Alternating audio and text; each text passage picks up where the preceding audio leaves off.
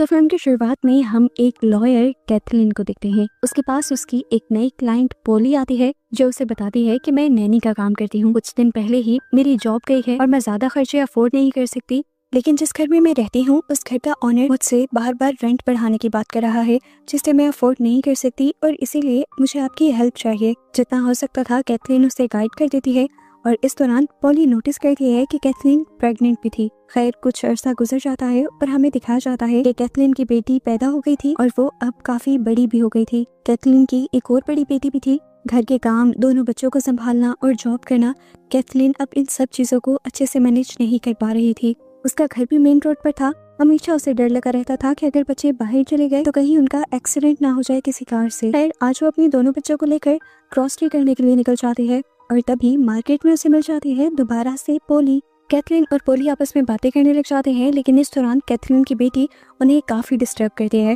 तो पोली कैथलीन से कहती है, मैं देख रही हूँ आप अपने बच्चों को लेकर काफी ज्यादा परेशान हैं। मैंने आपको बताया भी था कि मैं एक नैनी हूँ, लेकिन अभी मेरे पास जॉब नहीं है। अगर आप चाहें तो मुझे जॉब दे सकती हैं। कैथलीन खुश तो थी लेकिन डरी हुई भी थी। ऐसे किसी को भी वो अपने घर में नहीं रख सकती थी। इसीलिए पोली उसे कहती है कि मैं जहाँ पहले काम करती थी आप वहाँ से कॉल करके मेरे बारे में पूछ सकते हैं। कैथलीन भी उसके कहने पर उस जगह कॉल करती है तो वो औरत पोली से काफी सेटिस्फाइड नजर आती है और बताती है कि पोली ने उसके घर का और उसके बच्चों का काफी अच्छे से ध्यान रखा था, लेकिन अब उसके बच्चे बड़े हो गए हैं और उन्हें पोली की जरूरत नहीं रही।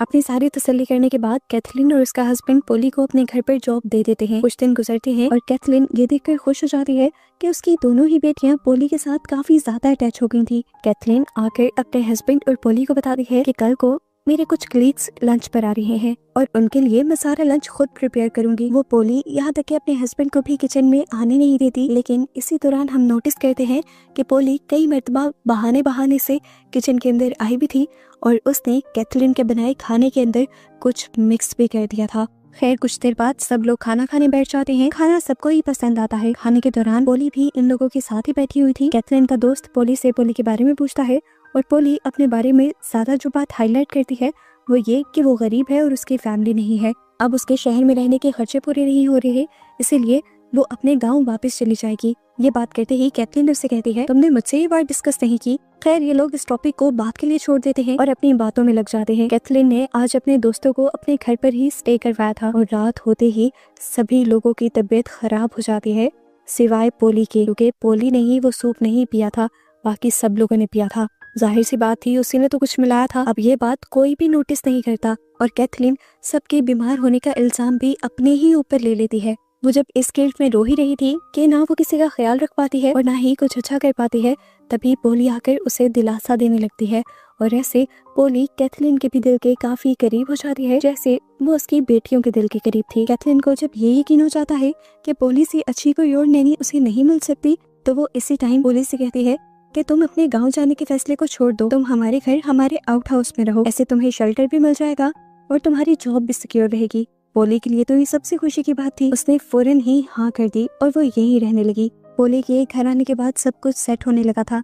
कैथलीन की जॉब दोबारा से सेटल हो गई थी, बच्चे सेटल हो गए थे, लेकिन अंदर ही अंदर पोली कोई गेम चल रही थी, क्योंकि वो कैथलीन की बड़ी बेटी को कैथलीन के ही खिलाफ भड़काने लग जाती है कि तुम्हारी मोम बहुत बुरी है, अच्छा बनने का वो सिर्फ नाटक करती है। देखो कल उन्होंने तुम्हें डांटा भी और तुम्हें तुम्हारी फेवरेट चीजें भी कभी नहीं दिलवाई। अब यही बातें वो छोटी बच्ची डाइनिंग टेबल पर बोल देती है कि आप बिल्कुल अच्छी नहीं है, आप कभी हमसे उतना प्यार नहीं करती और कभी मुझे फेवरेट चीजें भी नहीं दिलवाती।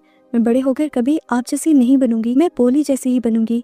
ये बातें सुनकर कैथलीन का दिल टूट जाता है। वो अपनी बेटी को समझाती है कि नहीं बेटा ऐसी बात नहीं है, मैं तुमसे बहुत प्यार करती हूँ। और अपनी इस बात में जब वो अपने हस्बैंड की भी राय लेने की कोशिश करती है तो उसका हस्बैंड भी पोली का ही साथ देता है और यहाँ पर कैथलीन ज्यादा टूट जाती है। कैथलीन अब पूरी तरह टूट चुकी थी। उदास होकर वो अपने रूम में चली गई।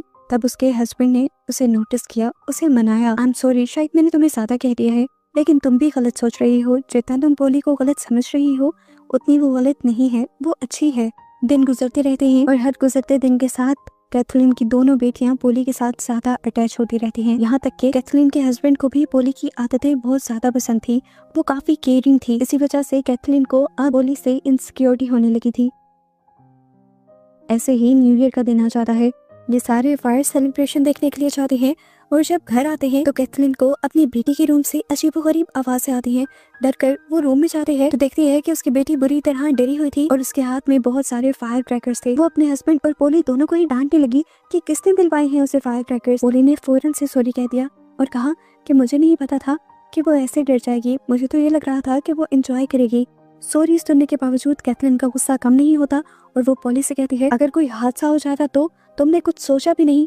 आज तुमने साबित कर दिया है कि तुम मेरे बच्चों का ख्याल नहीं रख सकती, इसीलिए चली जाओ यहाँ से। कैथरीन ने फैसला तो ले लिया था, लेकिन पोली ने अब उसके बच्चों को ही उसके फैसले के खिलाफ भड़का दिया। कैथरीन के बच्चे, यहाँ तक कि कैथरीन का हस्बैंड भी कैथरीन को समझाने की कोशिश करता है, लेकिन इस चीज से कैथरीन और भी ज्यादा चिढ़ जाती है और फौरन ही पोली को घर से निकाल देती है। पोली अब घर से जा चुकी थी, जिसके बाद से कैथरीन से उसकी पूरी फैमिली नाराज हो चुकी थी।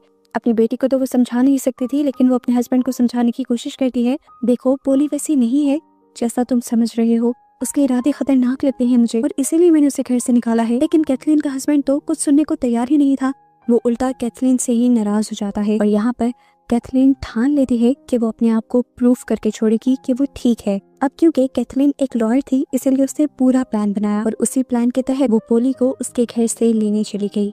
वो पोली से माफी मांगकर उसे अपने घर वापस ले आती है, जिससे सब दोबारा उससे खुश हो जाते हैं और इसके बाद पोली दोबारा अपने दोस्त को बुला लेती है, जो दरअसल एक डिटेक्टिव है। कैथरीन के कहने पर वो ये मिशन ले लेता है कि वो पोली की सारी इन्फॉर्मेशन निकाल कर रहेगा और ये भी पता चला लेगा कि आखिर वो चाहती क्या है। पोली की गैर मौजूदगी में वो पोली के रूम में जाता है और उसके रूम की तलाशी लेता है और उसे वहाँ कुछ मिल भी जाता है, जिसे वो छुपा कर निकलने ही वाला था, पर पोली ने उसे पकड़ लिया। लेकिन अजीब बात थी, ये पता होने के बावजूद कि इस लड़के ने इसके रूम से कुछ चुराया था, पोली उसे फिर भी जाने देती है। स्टोवेट घर आकर उन पेपर्स पर रिसर्च करने लगता है और उसे कोई बहुत ही चौंका देने वाली बात पता चलती है, जिसके बाद वो पोली को कॉल करता है बजाय कैथरीन को कॉल करने के, क्योंकि असल तो कैथरीन ने ही उसे ये काम दिया था। दूसरी तरफ हम देखते हैं कि कैथरीन सारा काम स्टुअर्ट पे छोड़कर नहीं बैठी थी, वो खुद से भी इंफॉर्मेशन कलेक्ट कर रही थी और अब वो उस लेडी के घर जाती है जहाँ से उसने पोली की इंफॉर्मेशन पहली मर्तबा ली थी। उस लेडी के घर जाने पर उसे पता चलता है कि पोली ने उसके साथ बहुत बड़ा झूठ बोला था। पोली ने तो कभी नैनी का काम किया ही नहीं था, वो पहले एक ड्रग एडिक्ट थी। जिस औरत से उसने कैथरीन को कॉल करवाई थी, उसी औरत के रिहैब सेंटर में उसने अपने आप को रिकवर किया था, फिर वो बेहतर होने लगी थी। वो अब अपने लिए कुछ करना चाहती थी, इसीलिए उसने अपनी रिहैब की ऑनर से ही कहा कि आप अगर मेरे लिए एक छोटा सा झूठ बोल देंगी तो मुझे जॉब मिल जाएगी। ये सारी सच्चाई सुनकर कैथरीन पागल होने वाली हो जाती है और उस औरत पे ही भड़क जाती है। आप ये कैसा कर सकती हैं, इतना बड़ा झूठ? क्या आपको पता है आपके इतने बड़े झूठ ने तकरीबन मेरी लाइफ तबाह कर दी है। इतना बड़ा सच सुनने के बाद वो फौरन अपने हस्बैंड के पास जाती है और उसे पोली का ये धोखा बताती है कि उसने हमसे झूठ बोला था, उसने कभी नैनी का काम नहीं किया, यहाँ तक कि उसने रिहैब की ऑनर से भी झूठ बुलवाया है। इतने बड़े धोखे के बावजूद भी कैथरीन का हस्बैंड उसे ही गलत कह रहा था। वो कहता है कि पोली ने इतना बड़ा जुर्म नहीं किया, एक जॉब लेने के लिए उस मासूम ने बस एक छोटा सा झूठ बोला है, इसके अलावा कुछ नहीं। कैथरीन अभी भी अपने हस्बैंड को पोली की साइड लेता देखकर काफी ज्यादा अपसेट हो जाती है। सीन कट होकर दूसरी तरफ दिखाया जाता है कि पोली उस लड़के से मिलने पहुंच चुकी थी। ये लड़का पोली को इस टाइम रेबेका के नाम से बुलाता है और पोली हैरान नहीं होती, क्योंकि उसे पहले ही पता था कि ये लड़का उसके ऊपर सर्च कर रहा है। वो लड़का बताता है, मुझे तुम्हारा नाम ही नहीं पता, बल्कि मैं ये भी जानता हूँ कि तुम उसी शहर से आई हो जहाँ से कैथरीन आई थी। कैथरीन की भी स्टोरी इस लड़के ने ही सर्च की थी। वो बताता है कि कैथरीन का